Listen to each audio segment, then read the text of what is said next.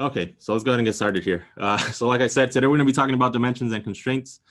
If you guys are actually paid Fusion 360 users, you guys actually have access to the, or have unlimited or free unlimited access to generative design until 2020. So again, if that's something that you guys are interested in, feel free to kind of explore the technology, kind of get your feet wet with what it can do, what it can't do.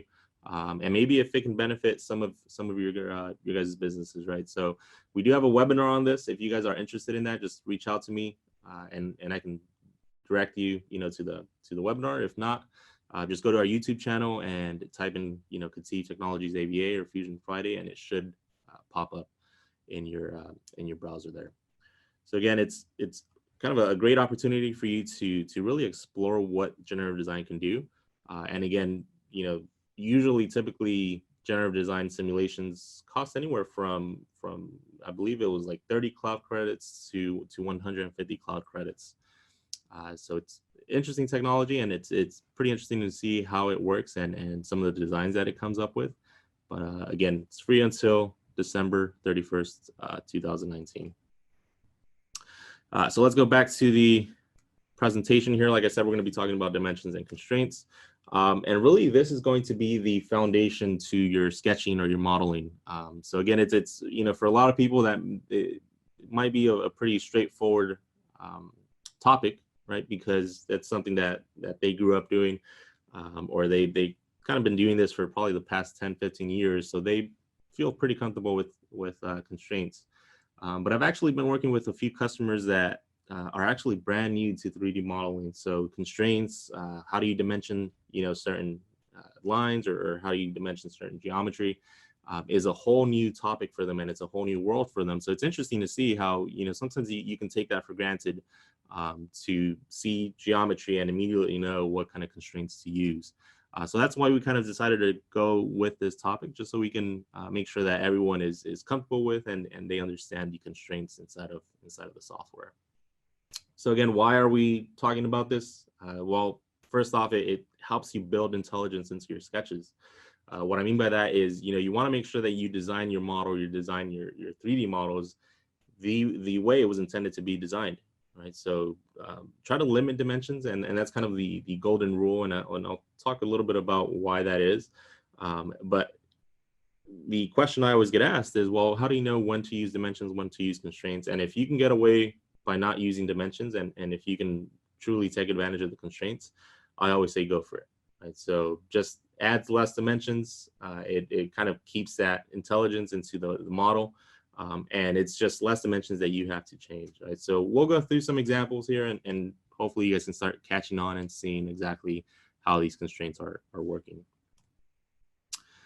So here are the 2D sketch constraints. So not a lot, right? So there's a decent amount, but it's easy to manage. So I'll cover a few of these. I'll go through some examples, and that way you guys understand exactly what these constraints do, how to use them, how do you apply them, and then we'll jump into an actual example, right? So when do I use constraints? Like I said, that's going to be a pretty hot question, right? So that's always a good question, and it really depends. I bet you if you ask, John, and he's going to give you one answer. If you ask David, he's going to give you another answer.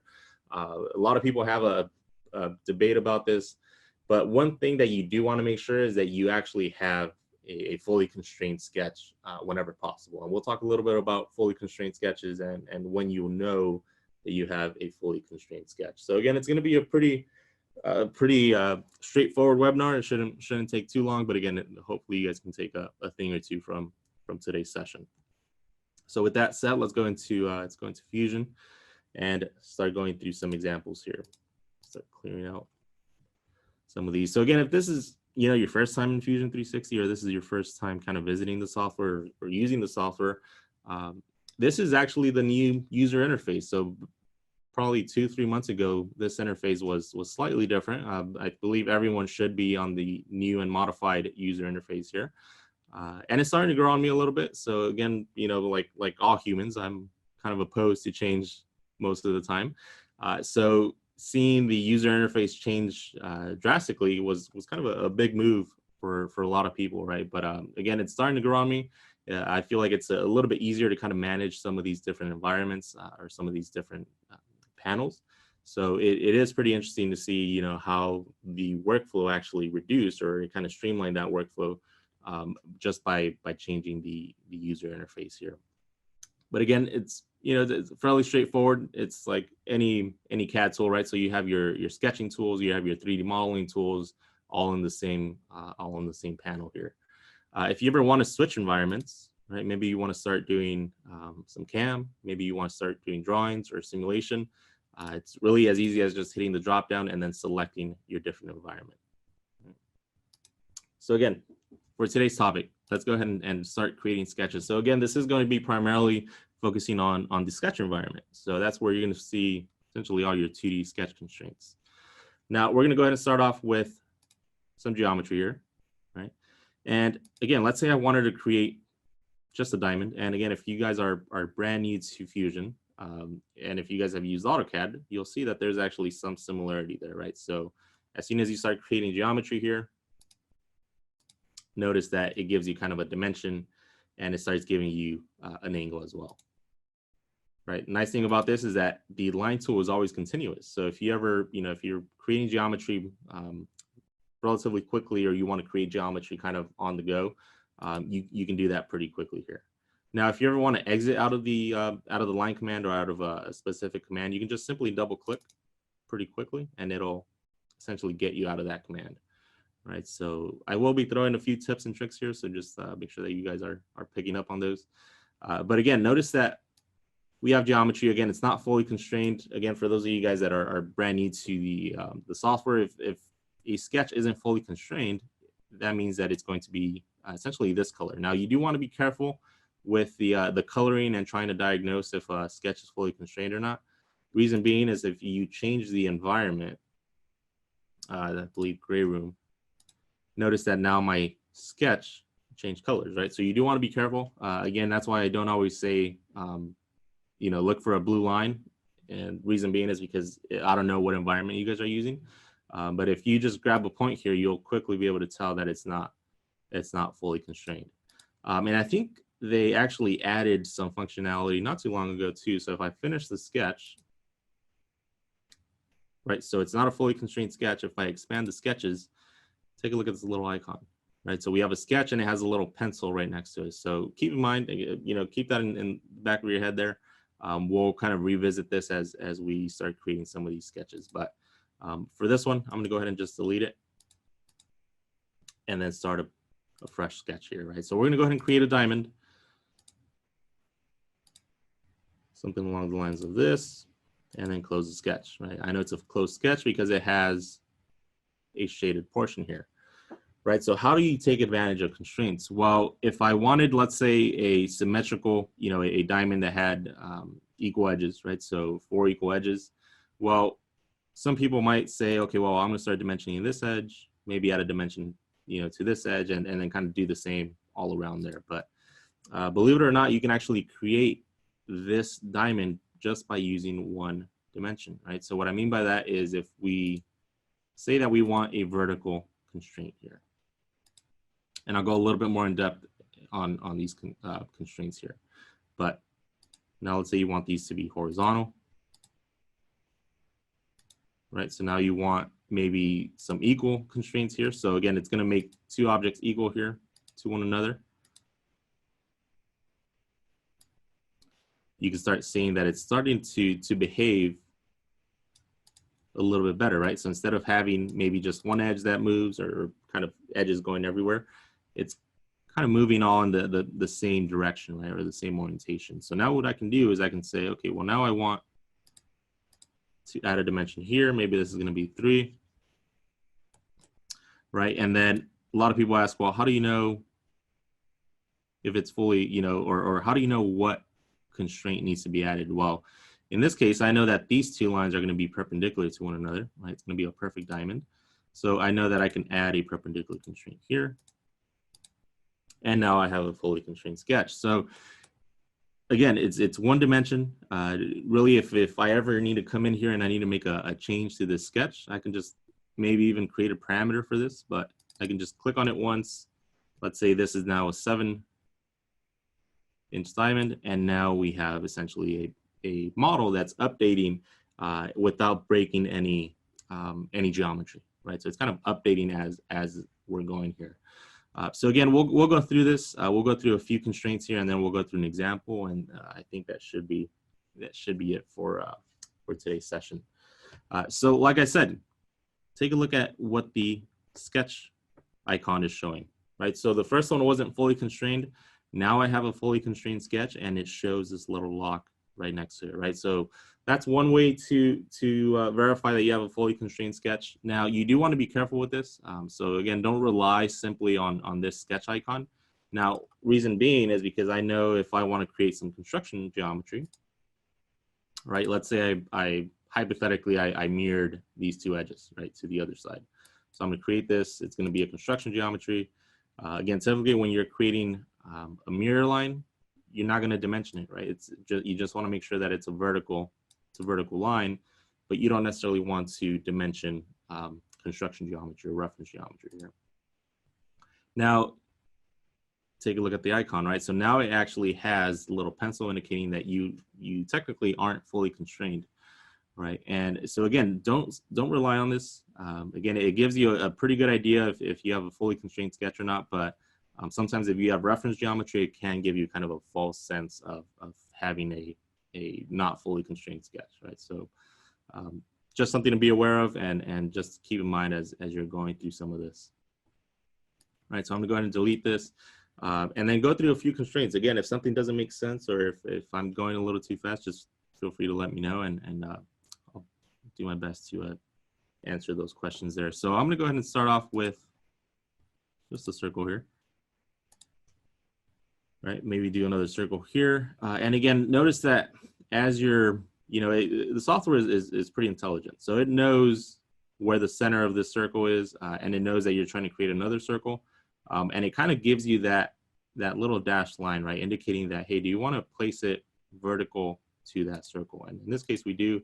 But again, you want to be careful there because it lines it up initially, but it doesn't add that constraint, right? So you just want to be careful with that. A lot of people, they think that because the dashed edge showed up, that it's going to automatically add that constraint, and it doesn't necessarily do that for you. Right, so now we take a look at the constraints. So we can go ahead and say, okay, well, we know that we want this circle to be perfectly vertical to this other circle, right? And if you're coming from AutoCAD or kind of the 2D world, what a lot of people would do is they would create a line here, right? This is our construction line. They know that this is a vertical, and then they would add a dimension here. Say this is 8, and they would have probably added, the circle afterwards, right? And that's fine, honestly. There really is no right or wrong way of fully defining a sketch or fully constraining a sketch. But my whole philosophy on this is try to minimize the amount of geometry that you have on the screen, right? So if it's geometry that you truly don't need, then don't have it, right? So something like this, you really don't need. It kind of just adds cluster to the to your sketch geometry or to the sketch. And if you ever try to make a change, there's just a lot kind of going on here once you start adding some more detail to it. All right, so instead of doing something like this, what you can do is you can start adding constraints, right? So we can add a vertical constraint here. Notice that it gets represented by this little icon here. A common question I get is, well, how does the software know whether you want to go horizontal or vertical? And the answer to that is, well, if you have if you have geometry that's more or less leaning towards the horizontal side, it's going to make that horizontal, right? So if I click on this edge, notice that it was leaning a little bit more towards the horizontal side, it automatically made that horizontal. Now, if I have that same line, but I go a little bit past the center, right, or the halfway mark, I believe it might still go horizontal, but we can try it. Yeah, so you want to be careful there, right? So again, if you truly don't know, just try to play it by ear, right? So something like this, and then if it's going to be vertical, then try to lean more towards the side if you know exactly which which side it's going to go on, right, or which orientation. So kind of back to the circle here, right? So we have the vertical constraint, and now simply we can just add a dimension, right? So we can say that this is going to be 9, right? It's still not fully constrained here. So again, we can start adding dimensions now because there's really no constraint that we can add to this to make it fully constrained. Now, some of you guys will say, well, you can actually fix that, right? And that's going to make it fully constrained, and you can. But the thing is that you know, if you ever want to go back and make a change, you have to delete the fixed constraint, and then you have to give it a dimension, right? So just adding a few more picks and clicks here if you try to fix geometry. And that's actually one of the things that I also want to kind of mention is sometimes you do want to fix geometry, especially if you're just creating reference geometry and you kind of want to reference off of it.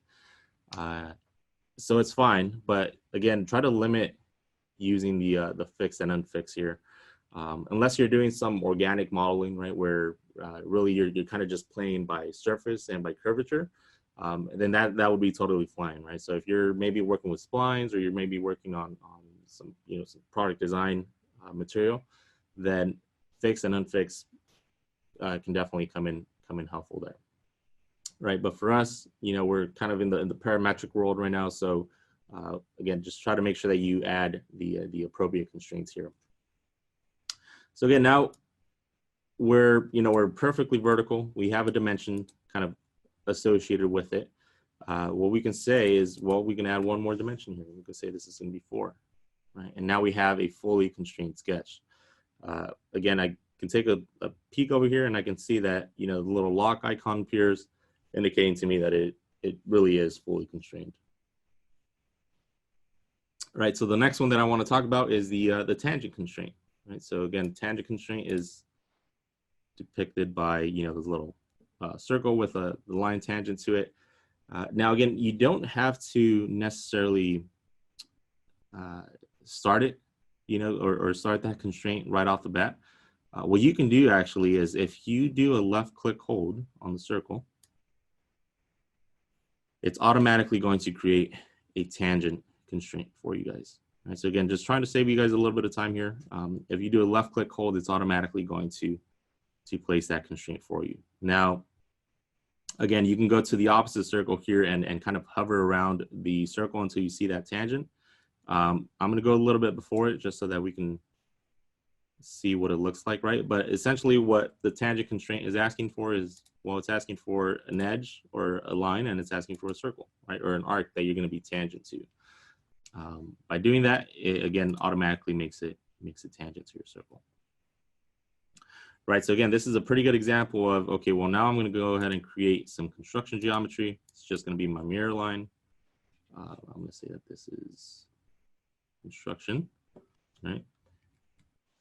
Mirror this, and again, if you guys aren't familiar with the sketch shortcuts, definitely take advantage of it. It's again similar to an AutoCAD command where it has the search functionality. It just allows you to kind of cycle through some of these commands a lot quicker. Right, so again, fully constrained sketch. I know that nothing is going to move here. The only thing that is going to move again is going to be my mirror line, right? But because of that, I have this little pencil icon. Right? But again, I know that I have a fully constrained sketch. This is a geometry that I'm worried about, so it's automatically going to lock everything. All right, so I'm going to go ahead and delete this actually. Delete this as well. And so another method actually is if you want to take advantage of some of the work geometry, right? So what I mean by that is this geometry is always going to be there no matter what.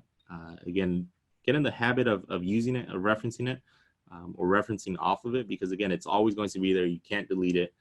If you ever need to, make a change, you can know that, that specific feature is never going to change. So in this case, we're just going to project that plane.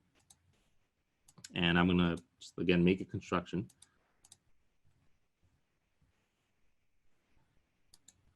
And then I'm going to go through that whole mirroring process once again.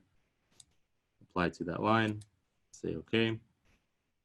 And I'll take a look at the difference, right? So now I actually have the little the lock icon showing. And that's because, again, I have projected the plane. So the plane is essentially just a static feature. It's not going to move. It's not going to change. It has kind of an infinite dimension to it. So software automatically picks that up, that it's going to, that it's a fully constrained sketch. So again, pick and choose, what you guys want to project. Again, it depends on, whether you want maybe, the lock icon showing. But again, the best habit, or the best practice is take advantage of your work planes whenever possible, right? Especially when you're working off of, the origin, and, you kind of have the ability to maybe be symmetrical. That's always a great opportunity for you guys to take advantage of these work features here. All right, so another pretty interesting one. So most of these are pretty intuitive, right? So again, what I mean by that is it makes sense. So if I have a circle here, I have a circle here, right? What I can do is actually highlight these 3 circles. And again, the nice thing about this is that the software automatically gives you constraints, or it only highlights constraints that are going to be applicable to that geometry that you have highlighted, right? So in this case, you can only set them equal to each other. You can make them concentric, right? So sharing the center, or you can fix them, right? So in this case, if I try to make them equal to each other, again, it's going to automatically make these 3 circles equal, right? So again, pretty easy to understand what some of these do. One of them, or one of the constraints that a lot of people I see don't really use that often, is the midpoint constraint. So take advantage of that one as well. And the way it works is, I'm trying to set my line on the midpoint here. Now, again, you can either, create that geometry or right off of the midpoint. So that little triangle is actually showing that it's the midpoint. But maybe you want the midpoint of this line to be on this line here, right? So that's exactly what it does. And a lot of people get confused into, as to what to select first. The way I think of it is, well, I want the midpoint of this line. Right? I want the midpoint of this line to lie on this line. So that's my selection right here. That's kind of my selection process for that. Again, pretty helpful tool, right? Otherwise, what you would have to do is maybe click on a line. You would probably try to, maybe even create a point on the midpoint, and then try to make that coincident to this geometry. So again, take advantage of the midpoint constraint. It can definitely help you guys out here. And then probably the last one before we go into the example here. So the symmetry constraint. Right? So again, same way. If you have, let's say, I'm going to just mention this real quick here. Say it's 10. This is going to be construction geometry. But what I can say is, okay, well, now I have a 2-point rectangle. And again, a couple ways to go about this, right? So you can either use the midpoint constraint again, or you can use the symmetry constraint here. Now, symmetry constraint requires 3 selections. Now, those 3 selections would be essentially the 2 edges that you want to be symmetrical about, and the line that you want it to be symmetrical about, right? So in this case, I want these 2 edges to be symmetrical about the center line here. So we can click on that center line, and now it's automatically going to be symmetrical about that line, right? So again, that's one that isn't all too common. Again, a lot of people don't really use it, but it can be pretty helpful in certain scenarios. Now, this is actually one that gets mistaken a lot, because a lot of people think that, well, okay, so I have this symmetry or symmetrical constraint. Whatever I do to one side, it should automatically do it to the other side, and that's not how this symmetry constraint works. Again, so you want to be, you want to kind of keep that in mind as you're going through it.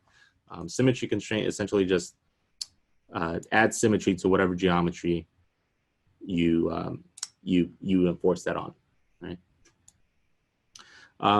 Another pretty interesting one is the curvature, but again, this applies more to splines. So again, if you have let's see here. So we have another rectangle, right? Maybe something like this. I'm gonna go ahead and fix this one, right, just so that it doesn't move. But now what I can do is I can say, okay, well now I want a spline and a fit point spline. And I'm just gonna create it. Oops. Kind of hard to see there, but it is connected, right? So the spline again has these little handles here, tangent handles, tangency handles. But what the curvature constraint does is if you click on the spline and you click on an edge, right, it's automatically going to make it G2. It's going to add the G2 constraint to it, right? So, or the G2 continuity to it. So now you want this edge to be tangent to that edge, right? So you can kind of start seeing, right? So it's going to add that G2 continuity to it, and essentially just maintain tangency between the edge and the spline that you select. So pretty handy constraint again, but that's only if you're using splines pretty often, right? Okay, so let's go through this quick example here. I'm going to change my display setting real quick, and we're going to go and create this little drawing here, right? Pretty simple, not a lot going on, but again, we can take advantage of some pretty good constraints here. Again, no right or wrong way to starting this. Really, you know, I would probably say that the center point for me would at least probably be in this orientation here, right? And then start modeling kind of outwards here. It is metric, so again, that's going to be one thing to keep in mind. And again, if you want to just quickly just switch document settings for a specific drawing, you can just do so under the document settings here, right? And that's going to be millimeters. Say okay. So again, I see a lot of people always, you know, going over here to the top and creating sketch. But again, if you want to kind of speed up that process, you know that the C command, or at least for me, the C command is a circle, the L command is a line. I know I want to start a circle, right? So C command automatically creates, or it kind of starts that sketch command for you. Click a plane and then just create your circle, right? So pretty, you know, it kind of speeds things up a little bit. It avoids you having to kind of travel to the top left corner here and hit create sketch. So I believe that was a 30 millimeter radius. Okay, so we can do D for dimension. And I get the dimension here. Well, it's in diameter right now. So what I can do is, again, right click and just specify that I want this to be a radius. Just click here and then say this is going to be 30. Going through this, now I want the next inner circle here, which looks like it's going to be 20 millimeters in diameter, right? So C, and then 20 millimeters, right? I believe it had an offset of 4 millimeters. So again, O for offset. Select your geometry and then just specify the distance, right? So again, you start seeing that I'm taking advantage of the hotkeys whenever possible. Again, next one is L, right? So we're going to start the line command. I know that I have a line tangent to the circle on the very top. So again, taking advantage of what we kind of learned earlier, just do a left click hold. I'm going to make a tangent. If you hold it perfectly horizontal, it's going to add that horizontal constraint, right? So again, that's the only time that it's going to add those constraints, is if you actually see the constraint appear on the screen there, right? So in this case it is, and I'm going to go ahead and stop it there. I can go ahead and create my circle that's on the opposite side. Right, probably create another circle here. Go back to my drawing. So we have a radius of 16. We have the smaller hole being a diameter of 10. Right, and then this looks like it's going to be 60, and then we have 15 here. All right. So once again, D for diameter, or D for dimension. Click on the diameter here. Right click. And say radius, right? So that's going to be 16. The smaller hole is going to be 10. All right, so now I have these two holes essentially, or these two circles sharing the same center, but again, they're still kind of free to move. They can, they can move about the workspace here. So let's start kind of constraining some of this movement. Now, first thing I want to constrain is I know that these two are perfectly horizontal to one another, right? So these two centers are horizontal to one another. So let's go ahead and horizontal vertical, selecting the center and then selecting the center of the opposite. Makes them perfectly, oops, don't think I,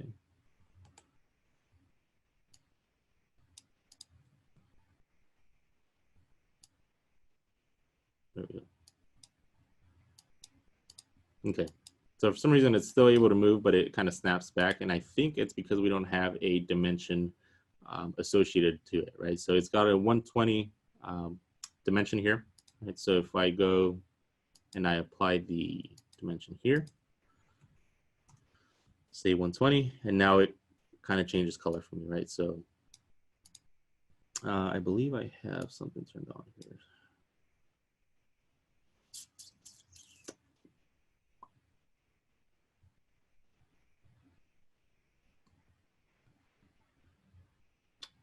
Okay, I'll have to look into that one. So I know there's a relax mode in some softwares. Essentially what that does is it allows you to move geometry without breaking the constraints. So I might have clicked on something there. But yeah, so typically when you're, when you have that, it should automatically be locked in place. And so this one is still not fully constrained. Okay. So what I'm going to do next is I'm just going to create, again, just an arbitrary line here, tangent, and it's going to be horizontal. Right.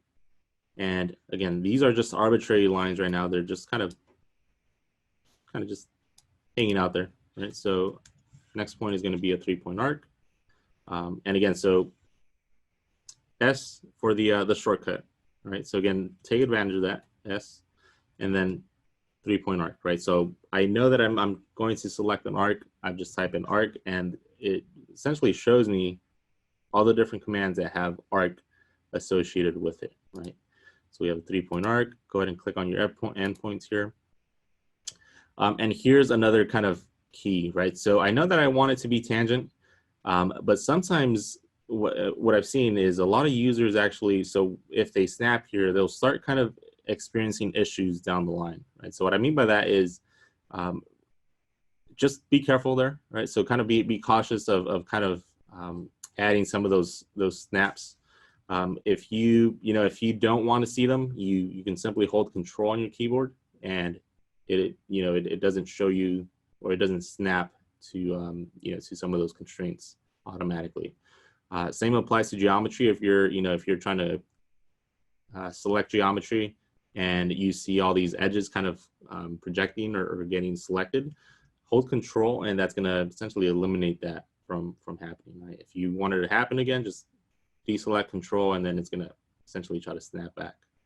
Right. So what I mean by that is, I know it's going to be tangent, right? But I don't necessarily want to add it just yet. And that's just me. I don't know how it's going to behave if I keep the tangency constraint there. So what I'd rather do is I'd rather add a dimension. And I think this was a 15 millimeter radius. Right, and then I want to add the tangency constraint here. And again, that's just personal preferences. That's me. That's I've had issues in the past, so now I try to kind of avoid them if I know that it's going to try to snap in place. Again, other people might disagree, but that's kind of just how I've gone about it.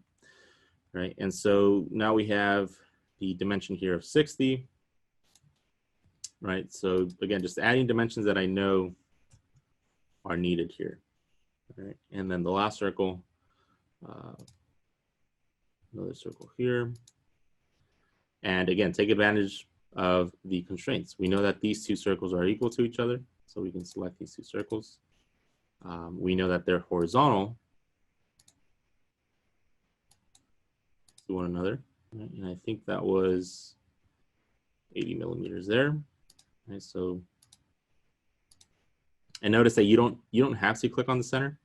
Just click on the circle and it automatically picks up the center of those two circles there.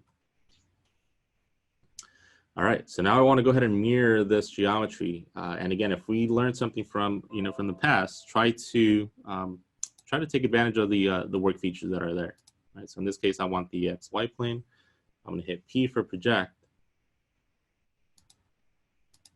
Say OK here. Select that line, and again, just make a construction. That's just a good habit to kind of get into. Right? And then select the geometry. Right. Again, if you aren't familiar with the window highlight or the window selection, if you select or window select from right to left, it's essentially going to select everything that the window selects, right, or that it touches. If you do the window select from left to right, it's only going to pick up whatever it fully encloses, right? So it picked up the entire line here, picked up the radius, and it picked up this line here. And so again, now I want to go ahead and mirror this. Mirror line is going to be that plane. Say OK. Right, and now I want to go ahead and trim some geometry here. So I can go ahead and hit T on my keyboard for trim. And so this is actually where a lot of people start getting confused too. So they'll go ahead and trim this, and they'll start seeing warnings appear. Right, so little warning here saying, hey, a constraint or dimension has been removed.